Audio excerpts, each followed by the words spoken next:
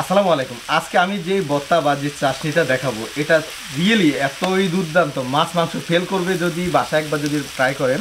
এই রেসিপিটা খুবই মজার একটি রেসিপি। এটা অনেক আগে মানে দেশ গ্রামে পাওয়া যেত, এখন আর পাওয়া যায় না।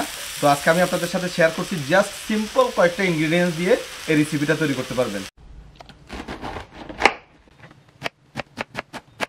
আমি কিছু পাতাকপি জাস্ট জুলিয়ান করে কেটে নিয়েছি, আপনারা যে কোনো সাইজে কেটে নিতে পারেন, কোনো অসুবিধা নেই।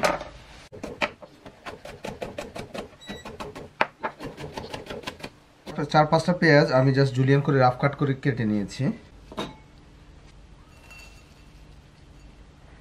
এখানে আমি কিছু শুটকি নিয়েছি, আপনারা এখানে যে কোনো ধরনের শুটকি নিতে পারেন। আমি চিংড়ি শুটকি নিয়েছি, একেবারে ছোটোগুলো, যেগুলো দিয়ে বালা চাও বানানো হয়। এগুলো ভালো করে ওয়াশ করে নিতে হবে, কারণ এগুলোতে প্রচুর বালু থাকে।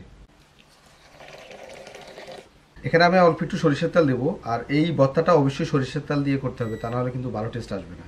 তারপর প্রথমে আমি বালা চাউগুলো দিয়ে দিচ্ছি, দেন পেঁয়াজগুলো দিচ্ছি,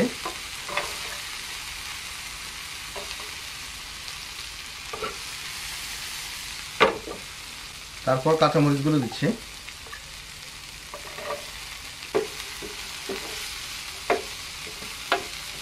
তারপর কিছু চিংড়ি মাছ দিয়ে দিচ্ছি। এটা অবশ্য অপশনাল, আপনারা যে কোনো মাছ ভাজা থাকলে তাও দিতে পারেন, এটা খুবই টেস্টি লাগে যদি চিংড়ি মাছ অথবা যে কোনো ভাজা মাছ যদি এটার সাথে অ্যাড করা যায়।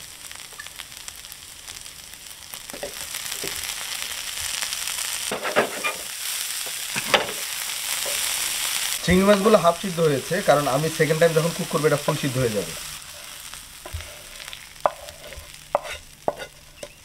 চিংড়ি মাছ এবং পেঁয়াজগুলো আগে তুলে নিয়েছি, কারণ এগুলো নিচে থাকলে নিচে পুড়ে যাবে। তবে এখানে পাতাকপিটা হালকা একটু পুড়তে হবে, তা না হলে কিন্তু এই চাশনির বা এই ভর্তার টেস্টটা আসবে না। এই জন্য পাতাকপিগুলো আমি দিয়ে তারপর চিংড়ি মাছ এবং বাকি যে মশলাগুলো ছিল এগুলো উপরে দেবো। হালকা একটু পুড়ে পুড়ে গেলে ওটার এই চাষের ফ্লেভারটা অনেক সুন্দর আছে। তারপর চিংড়ি মাছ আর পেঁয়াজগুলো আমি উপরে দিয়ে দিচ্ছি।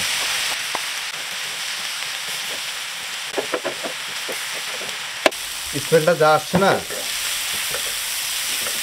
দেখছেন পাতাকপিগুলো হালকা হালকা একটু পুড়েছে, এখনই কিন্তু এই চাষের ফ্লেভারটা অনেক সুন্দর আসবে।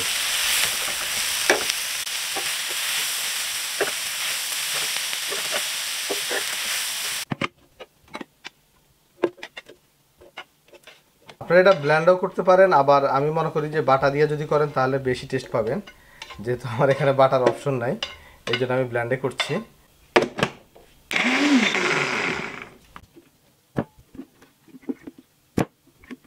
এটাতে কখনোই পানি দেওয়া যাবে না, এটা হচ্ছে আপনার পানি দিলে কিন্তু একবারে পাতলা হয়ে যাবে। আর চেষ্টা করবেন বাসা যদি বাটা থাকে তাহলে বাটা দিয়ে পেস্ট করার জন্য, এতে করে টেস্ট অনেক ভালো আসবে। আর ব্লেন্ডারে করলে অবশ্যই পানি দিতে পারবেন না। এটা আসলে অনেক অনেক মজা, ভাত গরম ভাতের সাথে তো সেই লাগে। বিসমিল্লাহ।